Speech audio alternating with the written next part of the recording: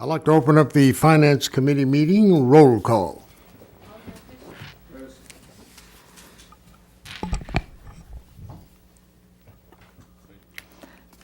Alderman Fisher. Alderman Mayfield. Present. Alderman Evans. Here. Alderman Allen. Alderman Markham. Present. Alderman Runnels. Here. Alderman January. Two-item agenda. Review discussion, fire pension fund discussion. Review discussion, police pension fund discussion. Who representing fire? Good evening, Jeff. Good evening, everyone.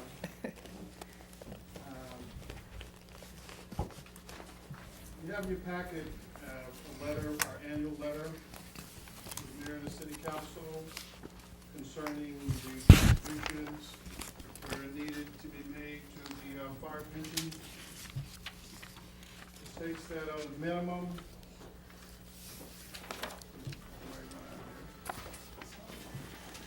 that the fire pension is asking for $1,468,775 to be funded through the tax levy in December of this year. Using an investment return of 7% under the entry age normal actuarial method, please note the following. The recommended contribution has increased $95,854 from the prior year, which is a 7% increase Ever get it through our over last year's recommended contribution. The funding percentage has decreased by 0.24% of the actuarial value of assets basis from 35.08% last year to 34.84% this year. Could we get those doors closed in the back? I'm sorry.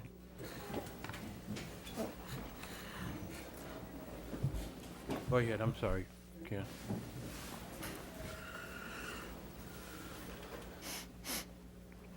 Note that the fire pension return on investment was 9.8%, which is above the 7.7% that is requested, that is used in the actuarial formula. So the fire's doing their part in trying to make sure that the investments that they have a return, and we're able to meet some of the funding requirements for our pensioners. I'd like for you to note that the city can no longer ignore this issue, nor can the pension board. Pursuant to its fiduciary duty to the fund, the pension board must consider the options under section 4-118B5 of the code to certify to the state comptroller the funds that normally be paid to this municipality. The pension board urges the city to review its contribution it has made to the fund in the last year and make sure it has contributed at a minimum the statutory minimum level required under state law. If the contributions have fallen short of the minimum requirement, the pension board urges the city to make the additional contributions immediately before the pension board is forced to take additional steps under the state law. Enclosed is the fund's municipal compliance report, along with the pension board's investment policy for your review. If you have any questions, we'll certainly be glad to answer those for you. Questions, anyone? Adam? Treasurer, good evening. I want to get some clarification about something. On the transmittal letter, it says the fire pension fund has a policy of trying to attain 100% funding by 2040. Yes.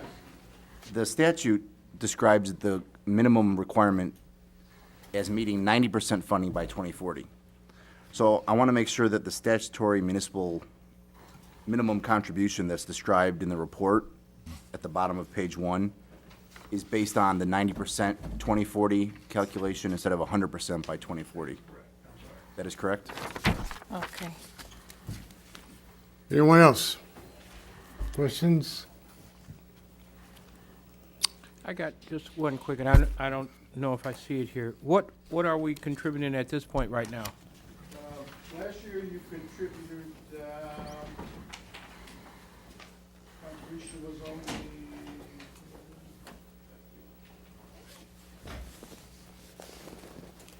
$836,000, and we requested, $1,331,000. Three's Police Yeah, and that's why. I would add too, that we did increase the amounts over the prior year by 5% over the last year. So we have been increasing over the years. These are the last 2 years. The last 2 years, we have been trying to increase what's been going into the pension. Yes. Contributions, the increases have been rather small as compared to what the pension board has asked for annually. I mean, at a funding rate of 34%, that's low, and that's not to say that, you know, we understand that North Chicago is like many other municipalities around that are having difficulties with funding their pensions, and at 34%, that puts us down, I would say, in the bottom third or bottom fourth of the statewide pensions as far as contributions are concerned. Okay. Does the council recognize the description in the letter as to what authority the pension fund has to garnish the city's state shared revenues? Is that something that has been done in other municipalities? I have not worked with communities that have had it happen, but yeah, I imagine throughout the state, there's at least one example where it has happened. But I can't give you examples.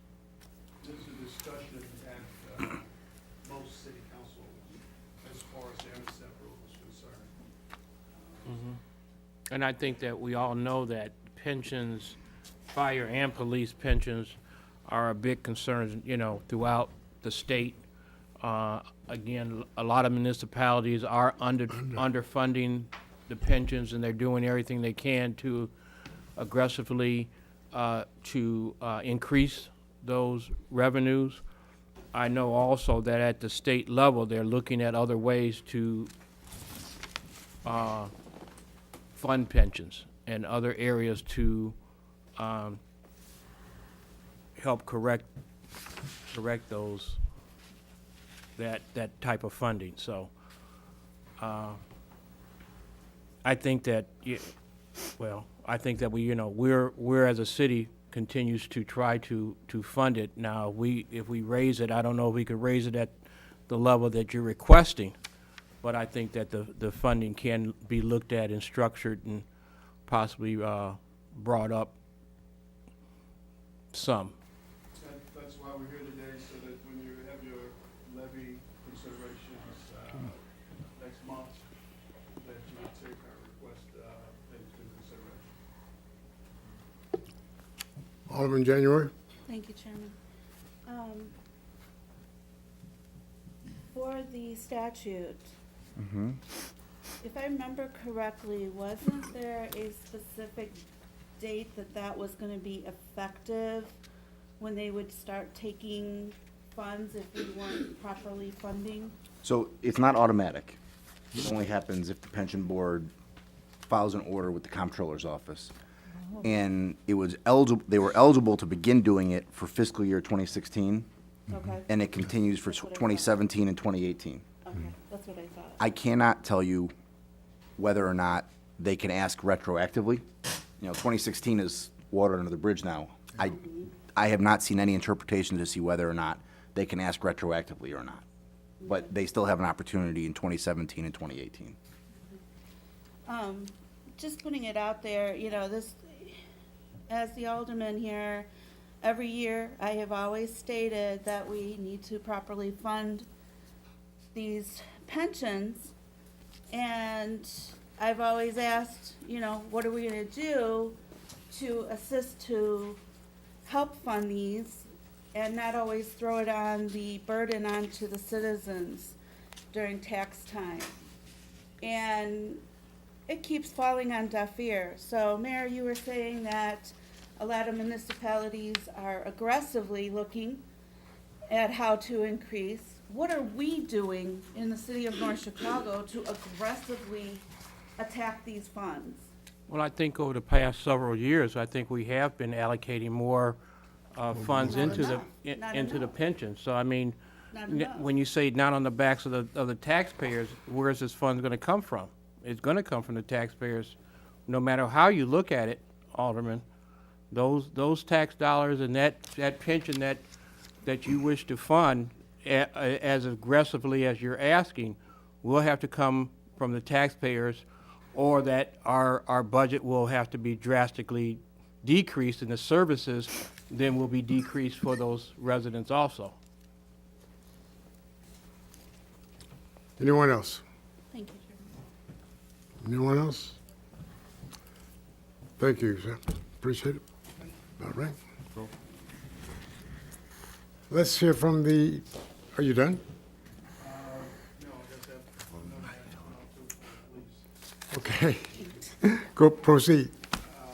In the absence of police pension, I'd like to submit their requests also.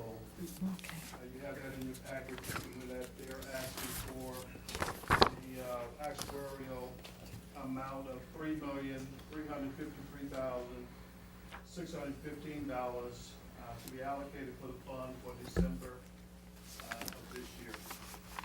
That also, if you look down, their return on investments this year was 8.2%, above what the actuarial computation came out of 7.7%.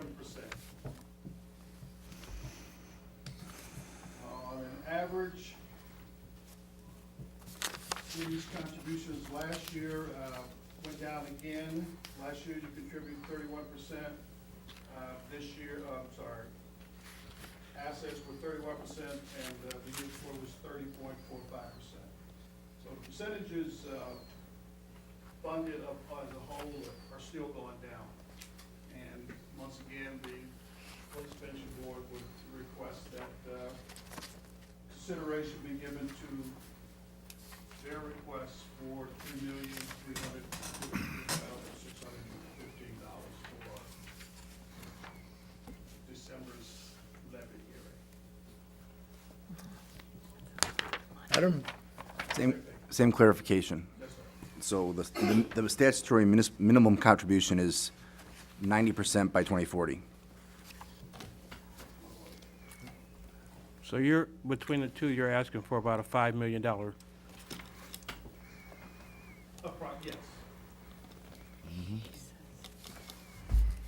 Gonna get hit hard. Anyone else? And you want that on the tax levy? Good. That's our request, that funding level, that's the minimum amount that we're asking to be left.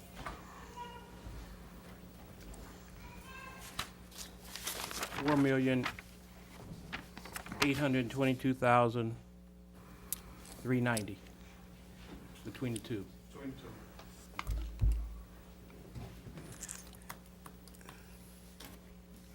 Just What a gonna bit. try to keep doing what we doing. Yeah. Oh, I'm just. Questions? Just have a question. Alderman? 20%. In the budget that was passed, what was increased in the pensions? Were there any increases put in that budget? Very well here. But, let's give you the history. Let's give you the history for the last, Turn it on. I don't even mind. I'm gonna leave it on.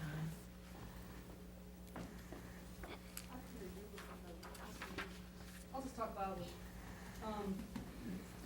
You were asking about got the increases over the past 2 years. We've done increases between FY 16 and 17. We increased the fire pension from $704,000 to $796,000. And then from FY 17 to FY 18, we increased the fire pension from $796,000 to $836,000. So 2 years ago, you did 13% increase over the prior year. Last year, you did 5% increase. And what's the increase in this present budget? That's, so I gave you 18, 17, Okay. 16, so. Okay, that's so the it's- present one. So you said it's how much? 836 is, that's where we are right now in the current year's budget, and that's 5%. And so we knew this when you were getting the budget together, Yes, that but all of this this, was, 12 months ago, this was the discussion Right. that you guys had as you're preparing the budget. Right. The same percentages apply to the police. I don't know if you want to hear them, but, you know, the police pension's higher. It's gone from 1.1 in FY 16 to 1.25 to 1.3 in this current budget. So that's a 12% increase, and then last year we did an additional 5%. okay, to the treasurer, are there any municipalities that you've talked to on what their strategy is, other than trying to come along and increase levy, the taxpayer? What are they doing? What are they cutting? What are they downsizing? What are they implementing? They are looking at finding revenue sources so that there's dedicated revenue sources. Dedicated revenue To sources. go to the pension fund. Again, they're cutting expenses within the city, within government. And those are the major areas that are under consideration. And you said we're in the lower percentage of cities that are, Yes, probably in the lower quarter or the lower third of all municipalities that have Article 3 and 4 pensions. Alderman, the state publishes a report about once every 2 years, I think.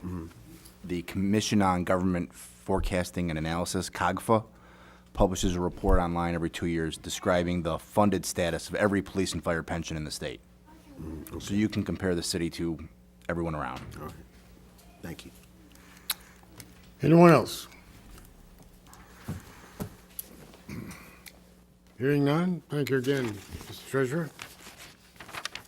With that, I'd like to entertain a motion to adjourn the Finance Committee meeting. So moved. Second? It's been moved in second. Questions? All in favor? Aye. All opposed? Ayes have it, meeting adjourned. I'd like to open up the Public Works Committee meeting. Roll call. Alderman Fisher. Alderman Mayfield. Present. Alderman Evans. Here. Alderman Allen. Here. Alderman Markham. Present. Alderman Reynolds. Here. Alderman January. We have 2 items on the agenda. The first one is the petition for Lake County Stormwater Management Commission certification, and the second item will be the review consideration to award a contract to Schroeder and Schroeder for the CDBG funded 2017 citywide sidewalk and curb replacement program in an amount not to exceed $80,000. And we have Steve and the Director, and the Public Works Director, Ed. Go ahead, Steve. Good afternoon, Alderman, or good evening. In front of you is the first reading of the petition for SMC certification. It's essentially a recertification that the city needs to maintain. It is attached, and about every 5 years, we have to go through this process. We're in the county and in the middle of it. At the next meeting, I will ask you that you approve this recertification so we can move forward and have it recertified. Are there any questions? And I'm sorry. Mayor? And basically, this is to certify that projects that we do, we can pretty much certify on our own and submit back to SMC? That is correct, and not only just projects that the city does, but the residents within the city. Prime example, if the resident wanted to turn around and build a garage, as it sits right now, they just do one permit application, they submit it to the city for review. not a non-certified community, not only would that resident have to submit a building permit application to the city, but then they would also have to submit it to the county for review as well. So, Gives us a little bit more authority to move our projects along. Right. it controls projects within your own borders. Okay. Alrighty, thank you, Steve.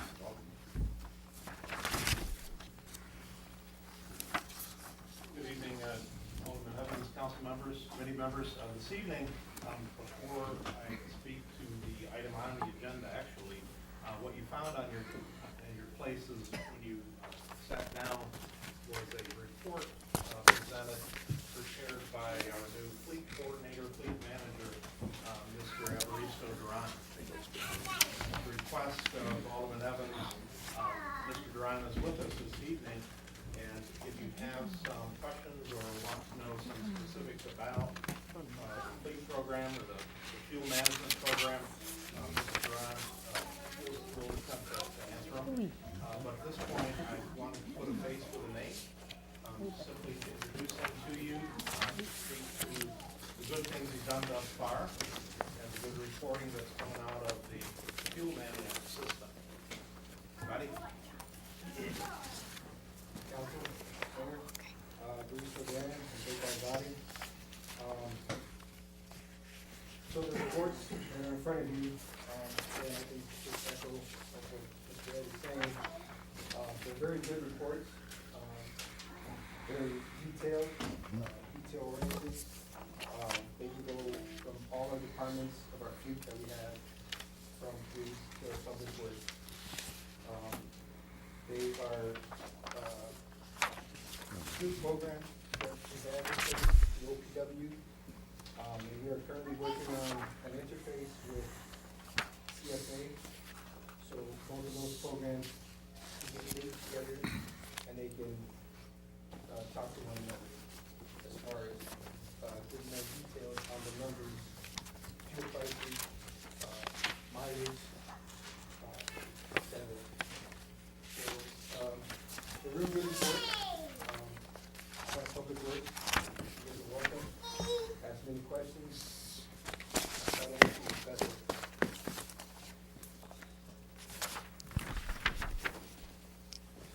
Define OPW. OPW is fuel management system that we have in place that we just inherited about 3 months ago. It manages all the details that a vehicle carries fuel, its mileage, the cost of fuel that we are paying per gallon.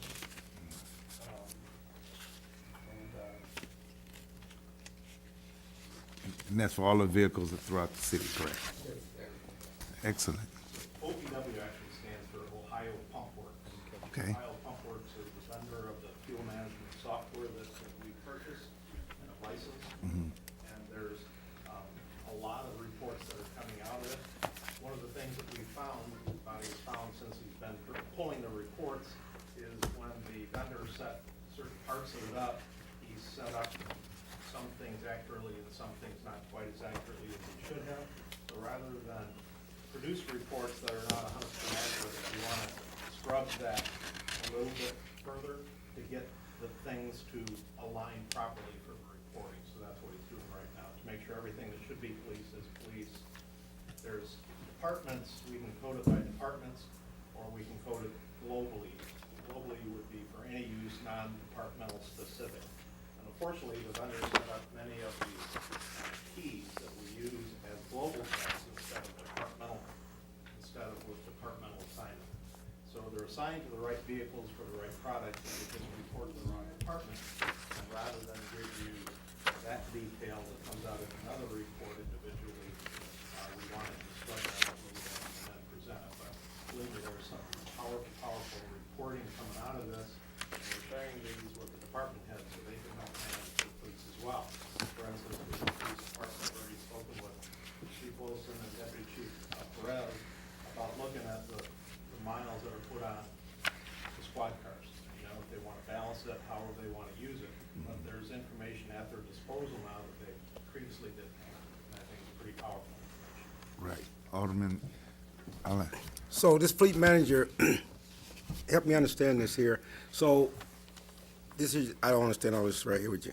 So you say, just making it real with you. So you saying you gonna keep every car in our fleet, that you gonna keep a record on the oil changes, when the car is supposed to be done, when, the rotation, the tires, everything should be in that, we come in and look at this record, this don't show me this here, that don't show. So this what I'm asking you, asking him, that's gonna be his job. So when I come to your office, I can come and look at all these cars and the oil changes and that, and they should be on task.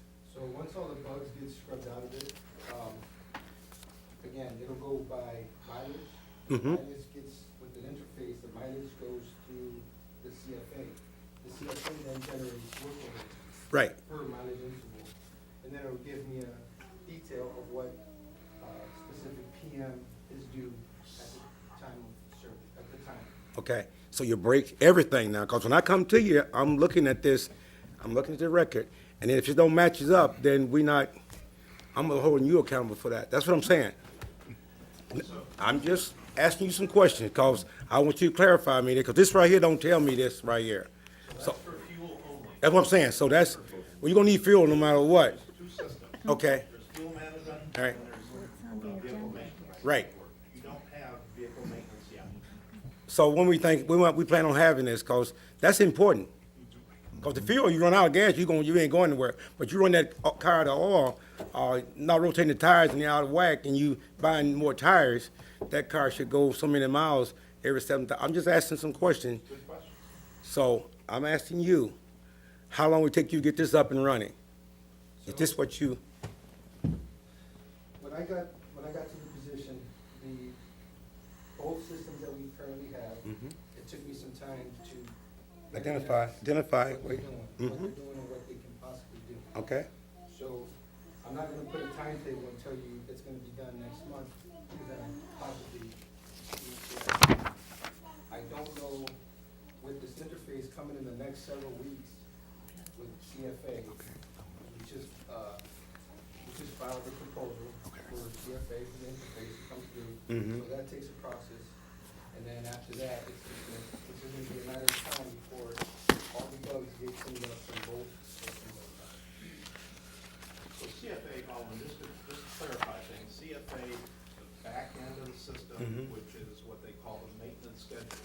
So there's service interval, A, B, C, and D, 4 major service intervals that are based upon the manufacturer's recommended service intervals for the car, right? So every year, every car, every model has a different manufacturer's recommended service interval for all of the maintenance items. Level A, for instance, would be oil changes. Right. B would be oil changes and check the brakes. A C would be. Right. And so on and so forth. So for the CFA to be fully functional, the back end setup is astronomical. Okay? It's made for FedEx's, UPS systems, or waste management systems, things that have huge fleets, huge maintenance needs.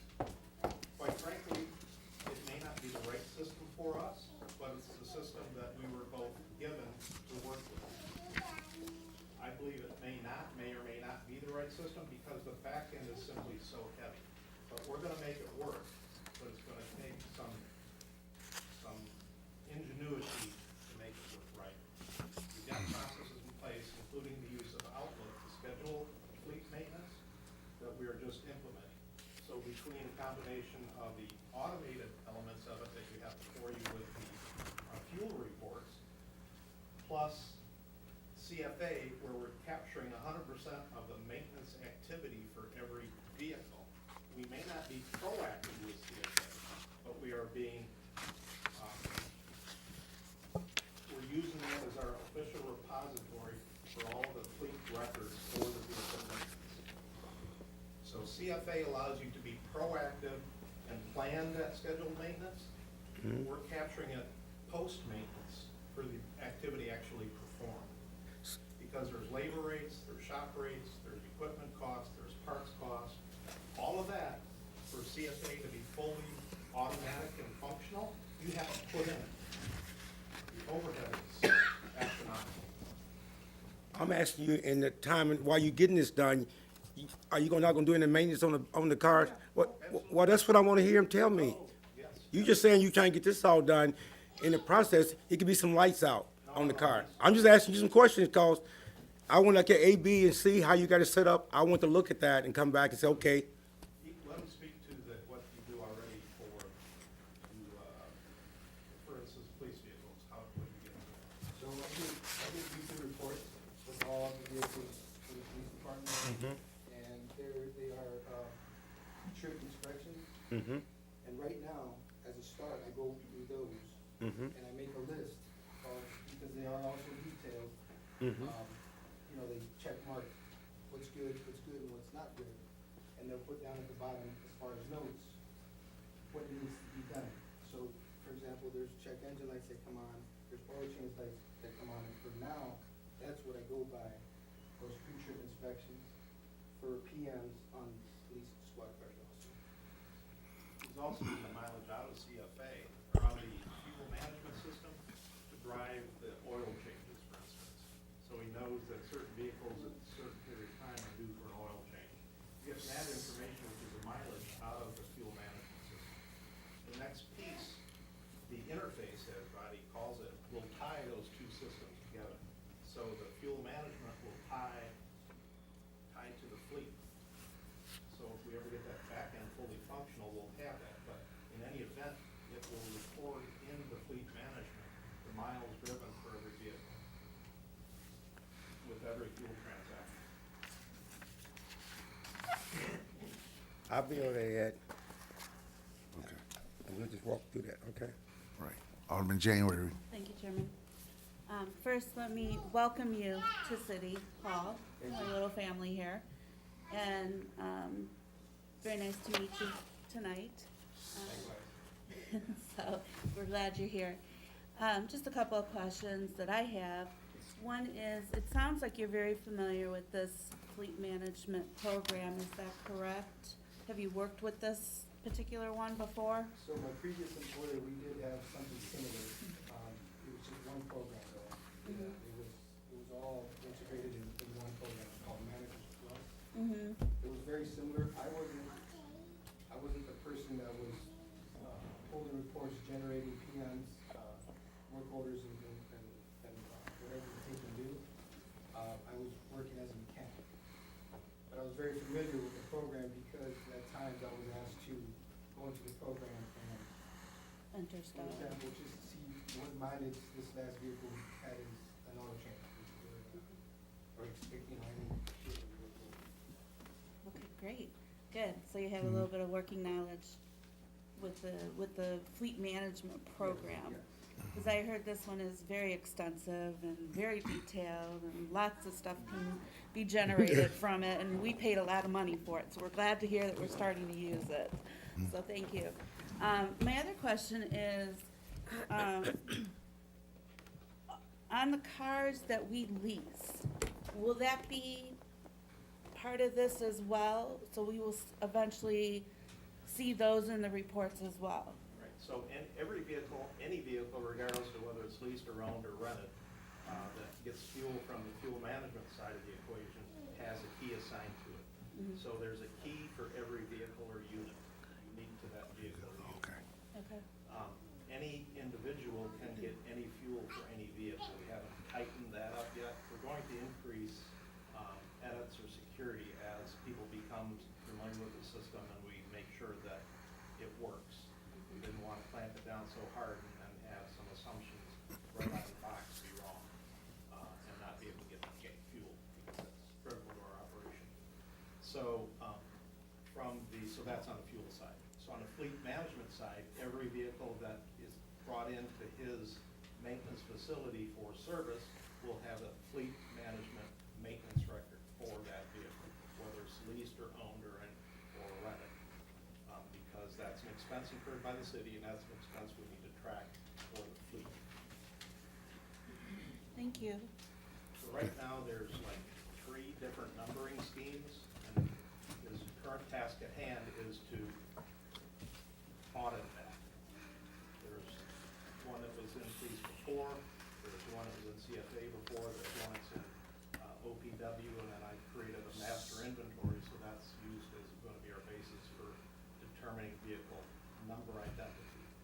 because the number identity has to go between the systems. Okay, Alderman Thank you, Reynolds. Mr. Chairman. Gentlemen, my question is on the finance side of this thing. Now, we bought this software, I don't know, I forgot when, but we bought it, and that software is supposed to give you the thing to do what? To manage things better. Okay, financially, where are we? Are you saving us money or spending more money or what? Well, currently, I'm overseeing what the money that gets spent out. If need be, we need to buy tires, that's something that we have to purchase. As far as oil, I'm overseeing what's going out and what, and what vehicles are taking it. So, again, within time, I will see where I can save money. And ultimately, that will be my goal, just save some dollars for the city of North Chicago. The best way I possibly can find to save money. Okay, I'm not talking about a timeline, but only you know that. So, let's talk about, the CFA is again, the fleet management vehicle maintenance. Let's talk about the fuel first. Every day, where city vehicles fuel up at Public Works instead of going to Speedway, changes day to day, but you can figure 30 to 50 cent per gallon savings simply between the retail price and the price we pay for bulk fuel.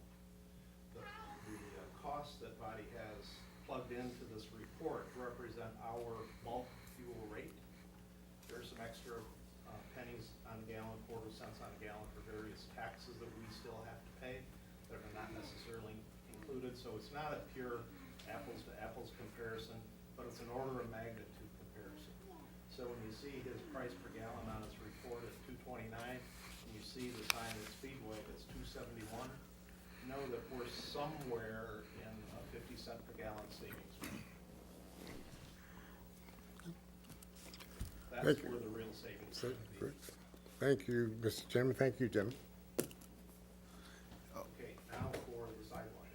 No, I have a question. With all of this, in detail, could the council get a report every 2 weeks as we come to council meeting, letting us know about those all the vehicles in the city, as far as a column? You could do an Excel spreadsheet with each column, to show what is going on. Because as you know, we just bought brand-new vehicles in certain departments, so, we just don't want to spend money on vehicles all the time. So the fuel management side of it, you can pull reports based upon whatever frequency which you want to look for dates. So it just, how much information when you want it, you just have to let us know. I think perhaps the beginning of every month would be more appropriate, so at least we have a set time, because sometimes, for instance, that first council report would be maybe 3 weeks or maybe 2 weeks, maybe 10 days, versus if we did it the first of each month, it would be a full month for the previous month. Right, well, that would be good too, if we do it every month, just to show the council the status on these vehicles and and also the maintenance on the vehicles. That would be very helpful. Sure. So one of the other things that his staff is doing, he's using the same inspection walk-around report that the police officers are using when they do their daily pre-use inspection at the beginning of every shift, and looking for the same items that the officers look for. So both Chief and I want to see if we can get this to some sort of an electronic reporting capability. But in the meantime, he's looking at those reports that the officers provide. And then when the vehicle comes in, he looks at that report and sees if there's anything. If they see something, was it noted on a previous report? Right. Okay. Next. Next. Thank you. Thank you. He's got night classes. We've got to do that. Okay. So the one item on the agenda is for recommendation to award a contract to Schroeder and Schroeder. Unfortunately, fortunately, this is a second reading for this item, so normally it would go directly to council for action this evening. However, was inadvertently omitted from the council agenda, so no action can be taken on it this evening. Right. But the contractor staff want to be able to complete this work in about 4 or 5 working days. So we're confident that even if it waits to the first meeting in December, the weather forecast looks good, and so we believe we can still get it in. Okay. Any questions? Alderman Markham? Now, these are sidewalks that need repair. How did they come up with this? How did you all come up with these? Did you have someone walk around or give you information? How did you all come up with these streets? So These we have sidewalks? a list that has been assembled over a number of years.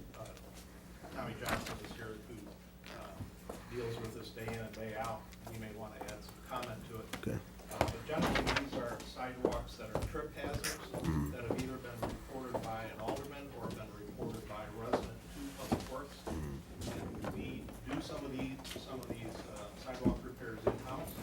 We have a bucket of CDBG money that we need to spend, and so we put it towards the sidewalk work specifically. Well, so the money set aside is specifically for these? Can some be added if I see some or tell you something? Or is it just for this that's being presented to us? The list that you have right now. Yes, sir. is the money that's It's just allocated for this, okay? But if you do see some, We can just, right, for next year's, okay. So are we, I'm sorry to add on, so you have sidewalks that you know? no, that- I'm just asking because I haven't had anyone specifically state anything about a sidewalk, but I know that, someone will say something. And if I find that, I just wanted to know, could it be added? If not, fine, I understand that. But So the list is maintained by Tommy's staff. right, okay. Tony, and so they just add to it. And we try to group them in, blocks close to each other. Yeah, I see about 3 and 5th Ward, so. But, Mr. Chairman, my question is about the sidewalk program, not this one, the repairments, but putting in sidewalks. And I'm still wanting to find out how we can go about doing that. So does the council have to come up with that strategy? So, this is a subject that we've discussed before. And, Yes, sir. it's plain and simple that if you improve if you put a sidewalk in front of a house where there is presently no sidewalk, you are definitely improving the value or adding to the value of Right. that home. So you are using some money, whether it's CDBG money or tax levy money, to add value to somebody's investment. So I always believe that discussion deserves to be one that's held at the council level, Okay. so that the council can weigh in on it and make that decision, because it's certainly within your purview to do that. And then just set some guidelines as far as how you want to do it. Do you want to look at routes to schools? Do you want to look at bus stops? What is the basis for adding a sidewalk where one doesn't exist? Okay. Well, the next question to that would be, would CDBG money be allocated for that for next year? How would we would have to take that, as you're saying, from other entities? We can't get the same type of funding for that program? So CDBG money is typically a grant. It's typically granted for a Right. specific purpose. So every year, the CDBG money comes available in different forms. And they just tell you, They give us general Right. guidelines for it. right, okay, And this particular allocation was specifically for repairing, right, okay. Alderman Reynolds? Okay, Ed, as most of my sidewalks is, the county takes care of it. However, I was just wondering about the markings. There's a whole lot of markings up around the Hamptons, the entranceway. I'd like to know what those markings are all about. And I know winter is coming. And I wonder if these markings means that it's gonna be some repair work or what? So, the Edmonton's and all the properties that are typically in your ward empty from or to a state highway.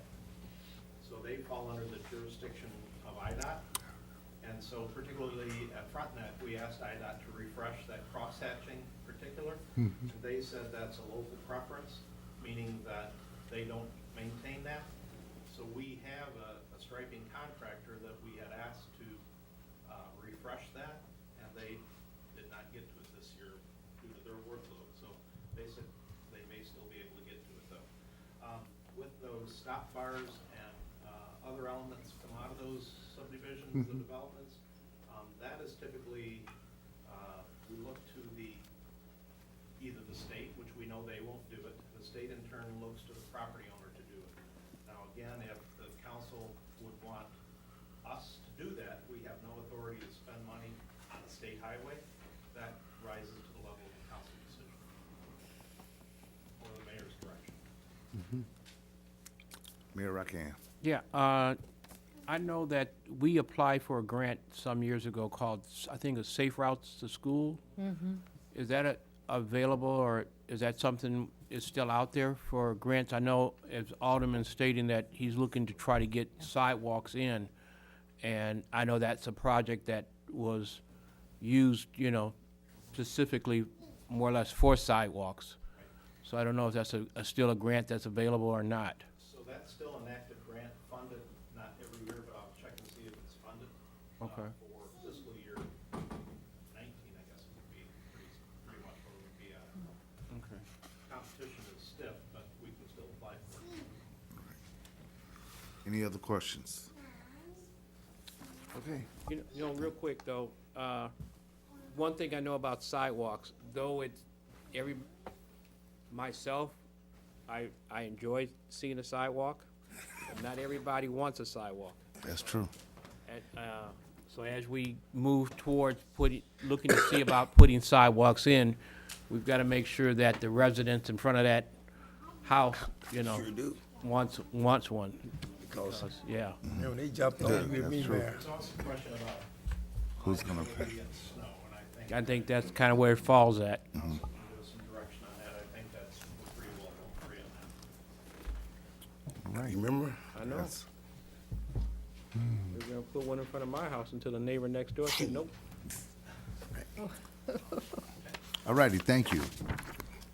At this time, I would like to entertain a motion to close the Public Works Committee meeting. So move. Second. Moved by Alderman Allen, second by Alderman Reynolds. Roll call? Alderman Fisher. Alderman Mayfield. Aye. Alderman Evans. Aye. Alderman Allen. Aye. Alderman Markham. Aye. Alderman Reynolds. Aye. Alderman January. Meeting adjourned.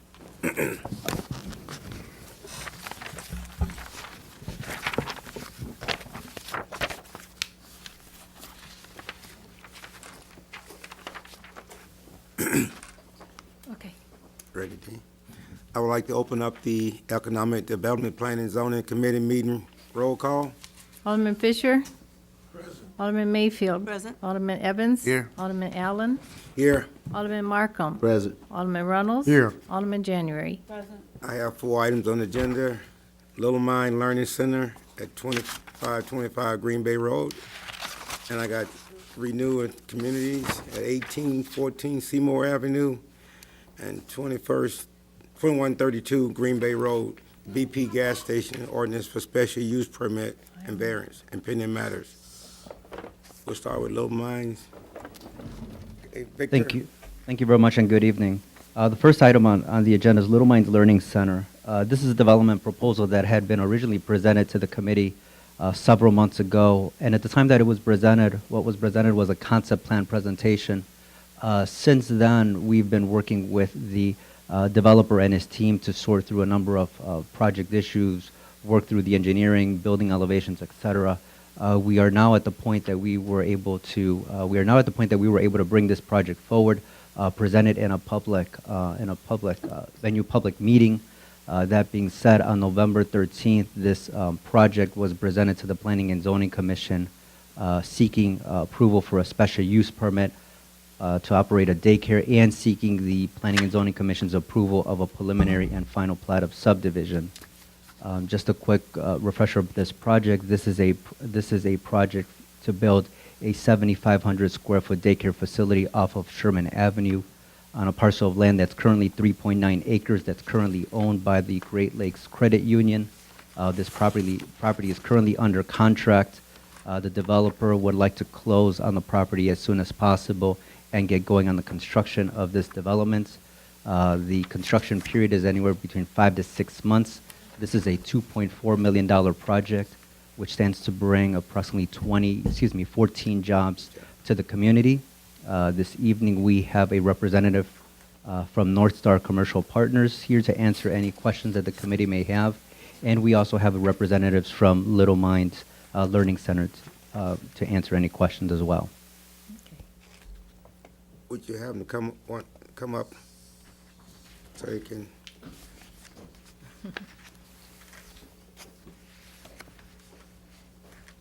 Would you state your name for the record so we can appreciate it? I'm Randy Keough. I'm with North Star Commercial Partners in Denver. And I'm Todd Barnhart. I'm the founder and CEO of Little Minds Learning Center. Okay.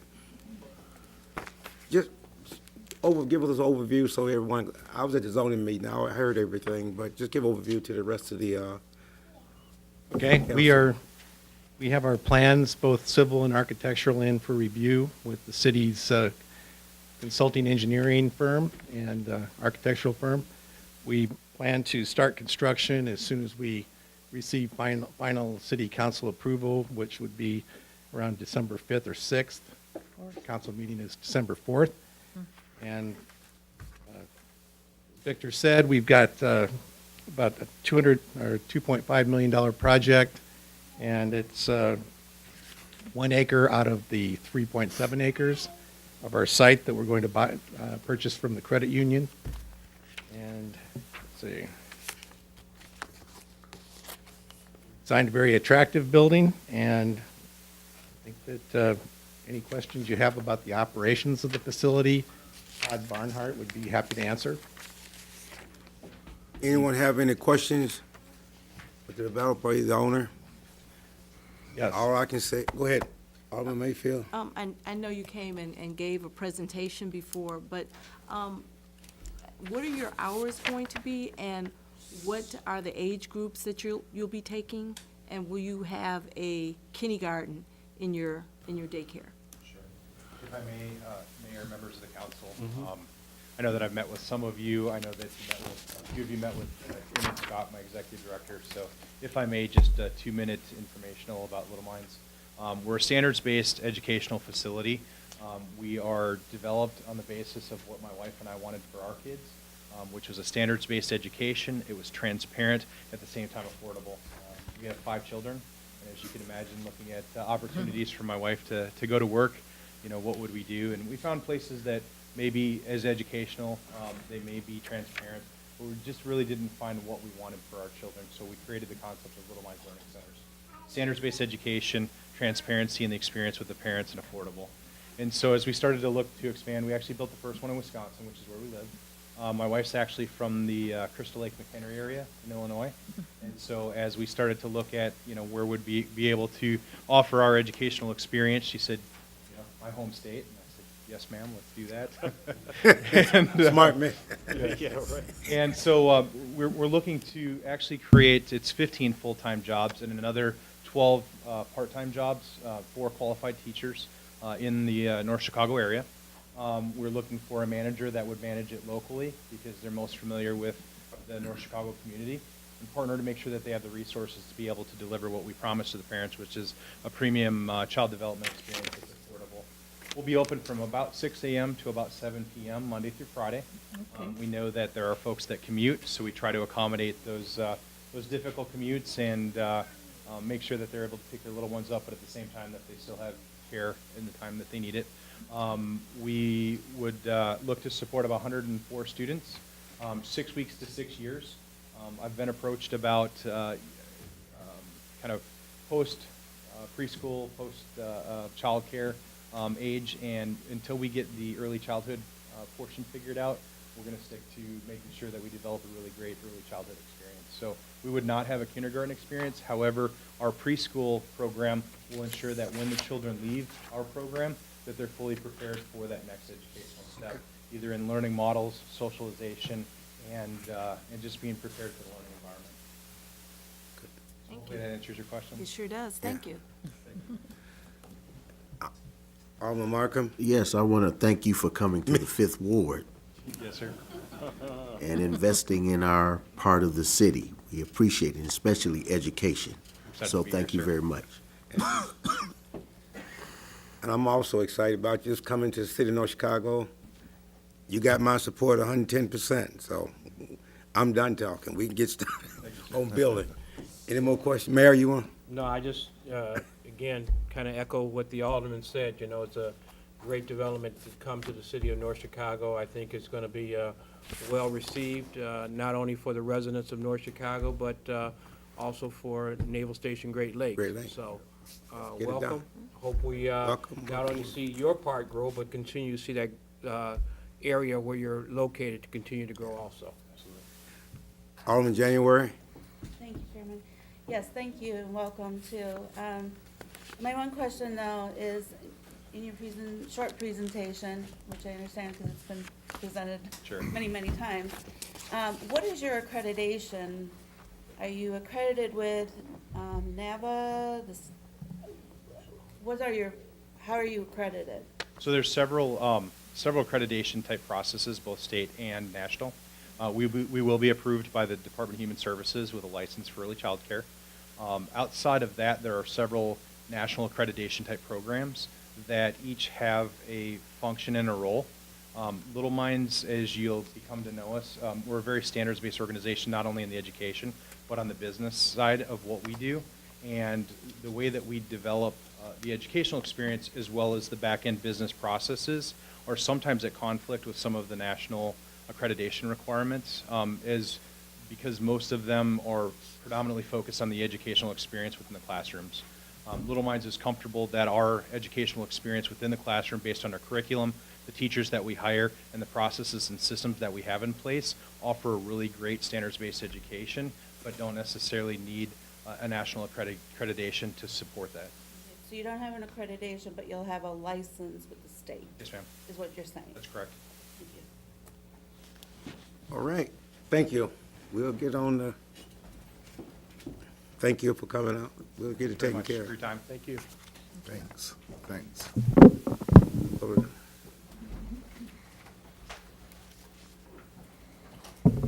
The next item is Renew Communities. We thought we'd take this opportunity to have David Wow from Renew Communities provide a brief presentation about Renew Communities. And really the presentation is being prompted by, truth be told, their interest in one of the city-owned lots. I know that over the last couple of months, we've been having conversations about some of the city-owned lots and how do we get those lots back into productive use, right? And so Renew Communities is a non-for-profit organization that has done quite a bit already in the community, but looking to do more. And again, is one of the few non-for-profit organizations that we have been having conversations with here recently that have expressed an interest in city-owned lots and in building single-family homes in our community. So I'm going to pass the mic over to David Wow to let you know a little bit more about Renew Communities. Thank you. Good evening, everyone. Good evening. So I'm David. I'm pastor at Christ Church, but I also oversee Renew Communities. And Renew Communities has kind of two foci.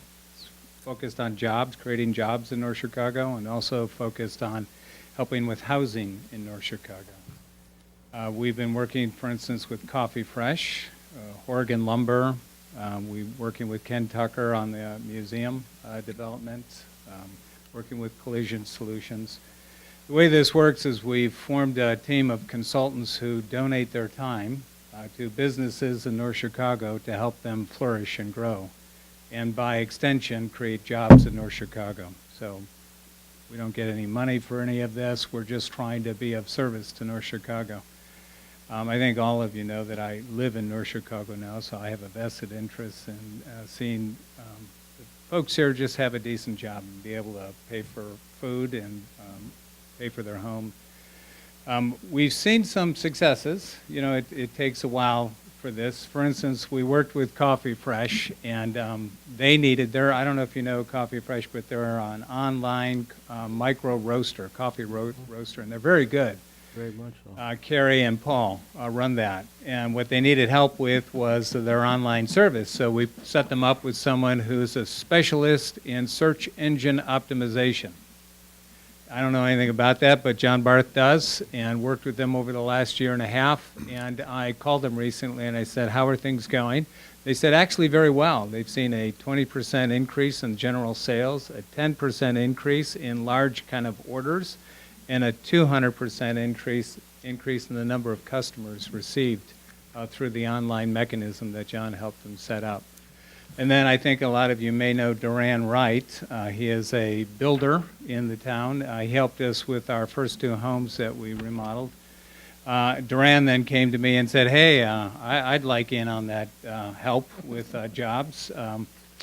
Set me up, and he filled out an application, and we put him together with a guy by the name of Glenn Heibretter, who owns his own remodeling business in Lake Forest. And then Glenn basically just walked alongside Duran and said, here's all the mistakes that I made, and you should avoid these. And so he did, and he was able to hire 6 more guys and see his business begin to grow. And that's kind of a jobs piece. We're just trying to come along, create jobs. On the housing piece, we're looking at that and going, okay, so how can we help move more home ownership up? And here we're trying to move people who are renting into home ownership, and really trying to be sensitive about gentrification and stuff like that. So we're just trying to find folks living in the community who want to have a home, but also engage in the community. So our ask of them is, do you want to get involved? Do you want to make a difference? Can you get to know your neighbors? Can you begin to kind of engage in the community of North Chicago in a way? They don't have to do that. Their housing laws don't require that. So we work through the Fuller Center for Housing. There, if you know Habitat for Humanity, Millard Fuller started that, and then he started the Fuller Center for Housing. We work through them, their vetting process. We find families who want to be a part of the North Chicago community. Josh Franklin, I don't know, many of you may know him, but he was our first family, and then Ms. Cox was our second family. Josh coaches over at the high school. He worked for North Chicago Community Partners, just took a new job recently. And it's been a great experience for Josh and for the Cox family. And then the Branken family moved in, and they have an interest in helping out in the way of gardening and things like this. I think he's talked to some in the City Hall asking about the possibility of setting up gardens in North Chicago. So it's just a way of trying to grow not only home ownership, but city engagement. And so then we've been working with the city, we've been working with some other folks in the community to try to now move not only in the rehab piece, but also in new construction. So we actually have designed a 3-bedroom home that we think is very good. I'm working with Paquel Builders out of Lake Forest, who's volunteering all of their time to help us out as well. And so they've designed, together with some other builders, a great 3-bedroom home. We've worked with the city, showed them the design, they really like it, and now we're trying to move forward. To move forward, you need to have a lot for a home, and so that's the 1814 Seymour would be a good lot to start with our kind of our new homes. That's the ask. If we can move forward with finding lots, working with the city. We actually raise all the funds for this. So I do that through the church, and we're trying to do it through local corporations.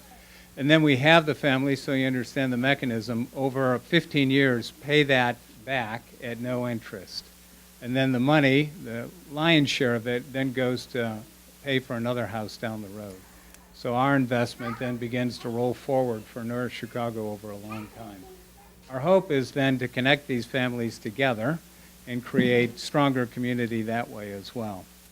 So I don't know about you, but when that rainstorm hit, I think it was back in July, We were all getting water in each of our houses. And by about 6 o'clock in the morning, we were texting each other, calling each other, how are you doing? Well, I got 2 inches. I got a foot. You got a water pump. I need this. I need that. And, one of the guys actually texted, he said, well, I got 2 feet. There's a lake out in front of my house, and water's still coming in. Now, if you see a guy named Noah, and he says, follow me, we should all do that. And, we were all kind of circling and helping in each other's house, and that's these houses we're kind of developing together. You're not alone. You're part of a community, and so we just try to help each other out. Same with our neighbors. Get to know them, care for them, and help them out. That's the program. We call them Matthew Homes. We've developed 6 of those. We're working on 2, and then we hope to do the new construction starting next spring. So that's Renew Communities. Questions? I just got one. In your new building, you say you're buying homes and you're remodeling. Are you looking at some of the list of some of the contractors, local contractors in our city, and contact some of those? Have you did any of that in our local contractors? So we've been using Duran, yes. So we're using local, you mean like the... in North Chicago? Yes. We got a list of... I would love to get that list. I've been hunting around for the list. I've just been networking, actually, through the Fuller Center for Housing in the city. Give me your email, I'm gonna send you a list, because you got an electrician right back against the wall there, been here for probably 50 years, I don't know how many. And he always talking about work, and nobody never give him a call. I just wanna know what is, and he on the list. And I know Chris had that list in the building department, and we can get it from Victor. I know Victor probably can get that list for you. So that way you got the information, so now we can That would be great. So with the new house, what we're going to try to do is get a bid on all of, so you put out your blueprints, you give it to these contractors, and you get like 3 bids on electric, 3 bids on plumbing, and then you come down and you go, okay, now I really understand the cost of this house. We're going to then try to bring our costs down by in-kind donations and some volunteer service like Habitat does and Fuller does. We're trying to bring new housing in. I've been told it's a long shoot, but for $80,000. So I actually called up Habitat, Julie, and I said, so how much for a house? And she said, 160. I said, okay, that's not our mark, but we're hoping to get it down. If you get it down, then you can just make more homes available for other people, and it becomes affordable.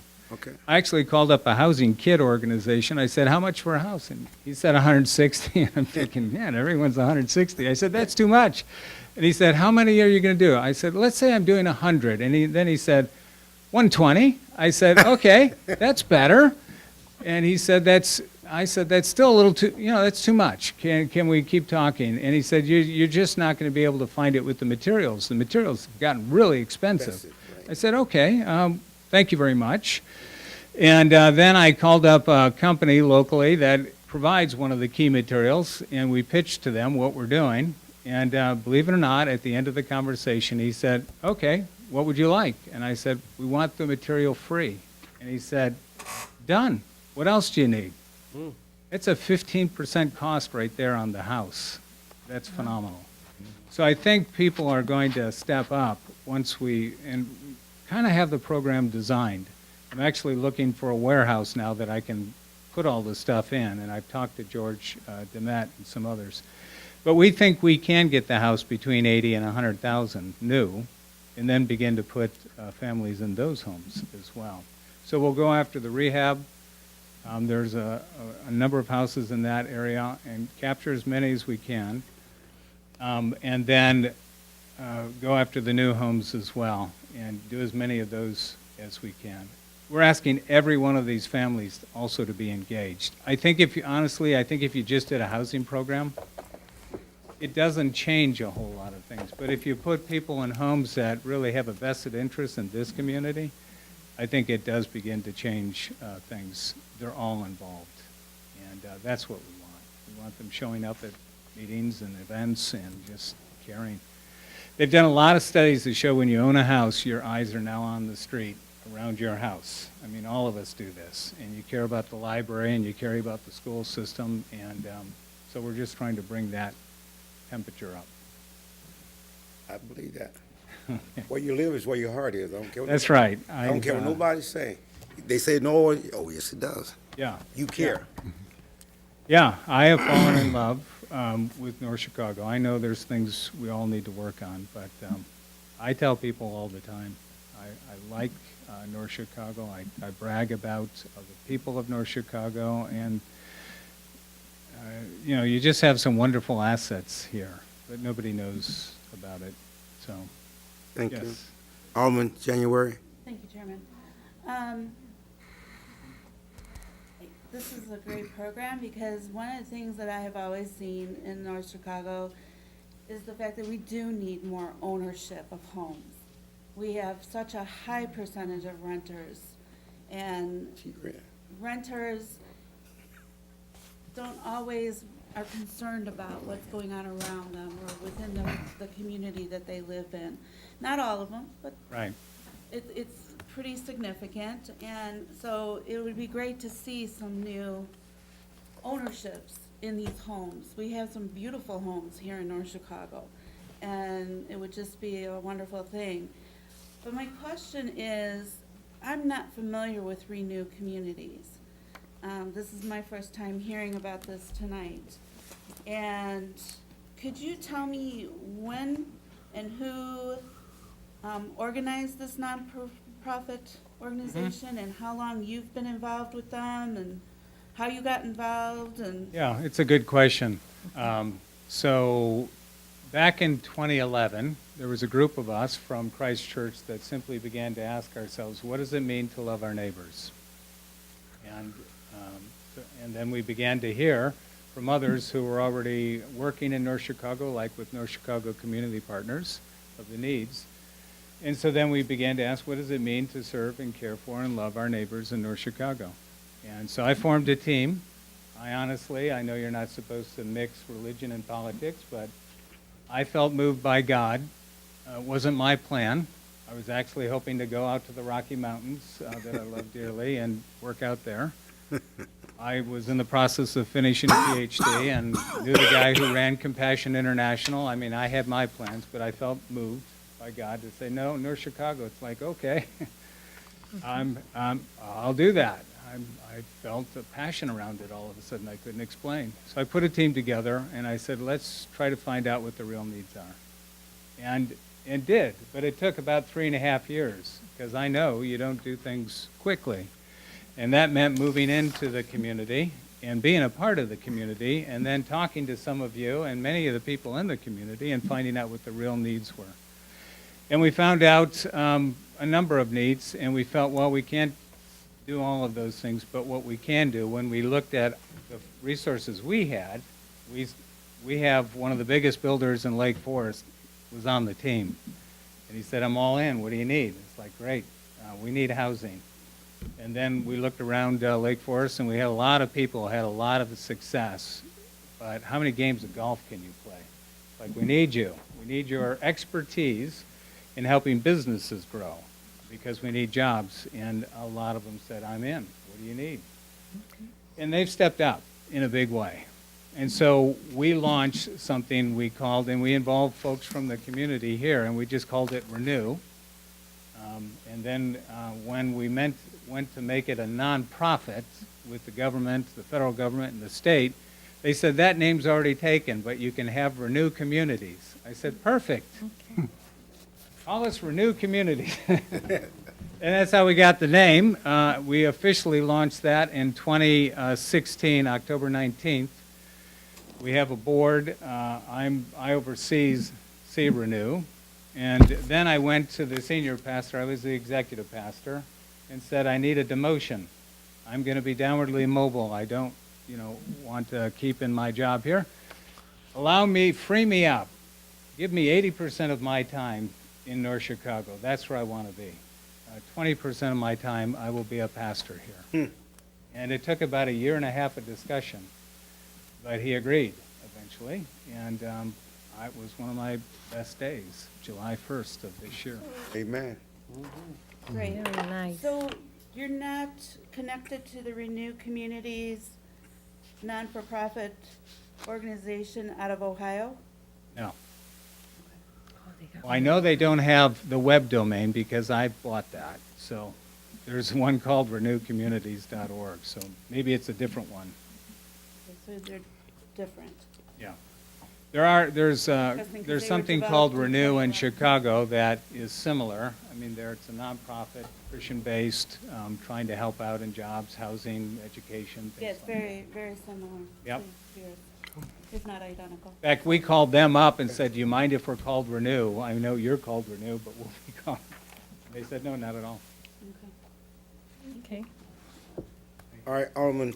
Thank you. Pastor, I want to thank you for all your endeavors in this city. I first heard about Renew Communities, I think it was about a month or so ago. You was in our community room in the library. Yes. That was a big day. Yeah, It was a fun It was a meeting. fun day. But let me just say, has Ken Tucker invited you to visit the museum board, which I'm on? He did. Okay. I didn't know if he was serious, and I didn't follow up with it. Well, do follow up. Come up and meet us. I tell you what, man, that's a passion for me, that one. And I'm gonna try to stay in this seat. I am hoping and praying for that You bet. every day.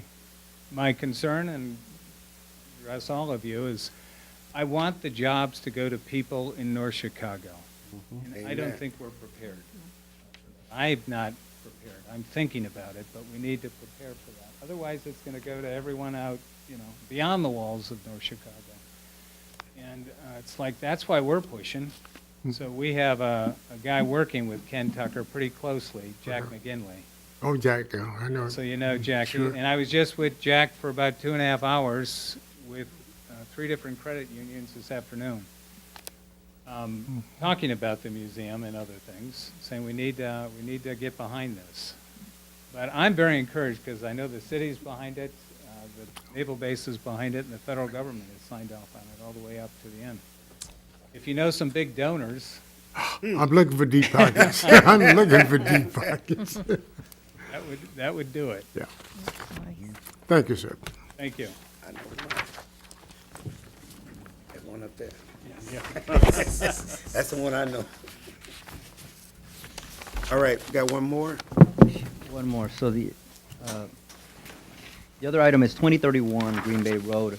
This is a special use permit and variances for the renovations proposed for the BP station at the northwest corner of Green Bay and Martin Luther King.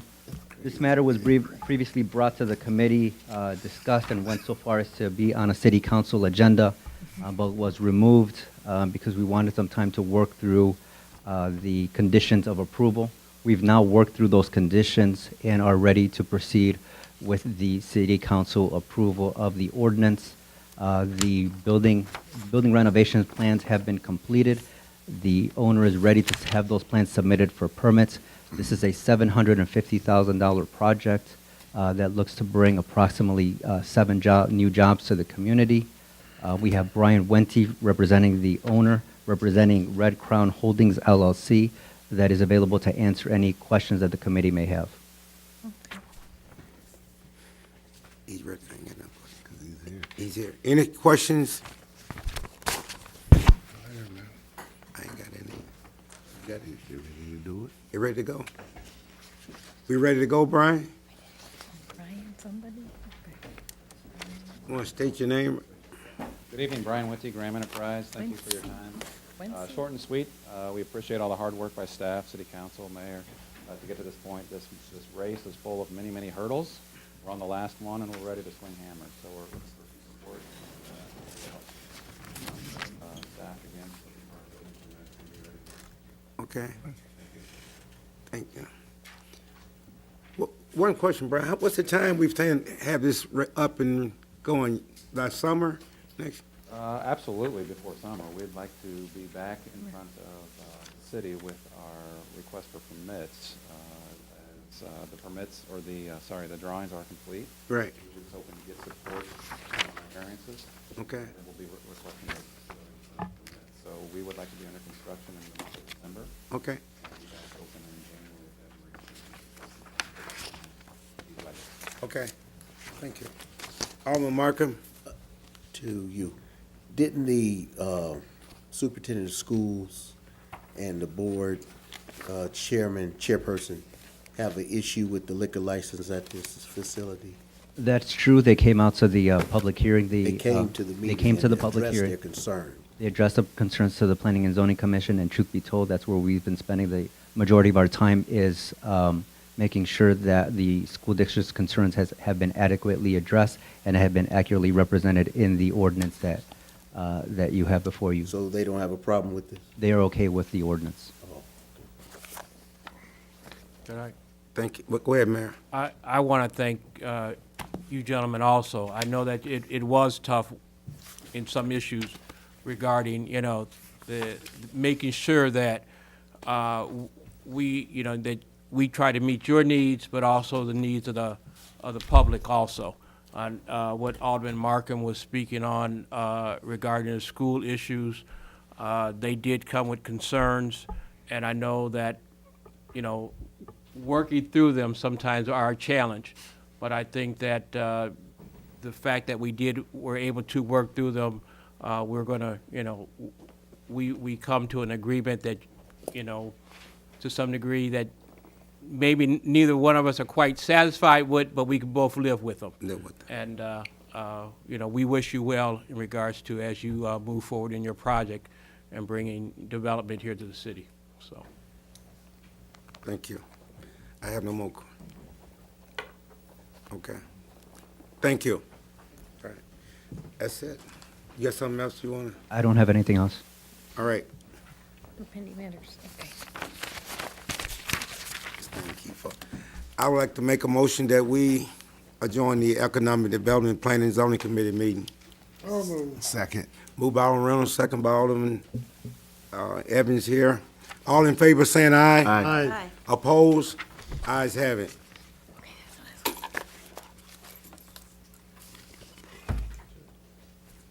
Okay, we ready?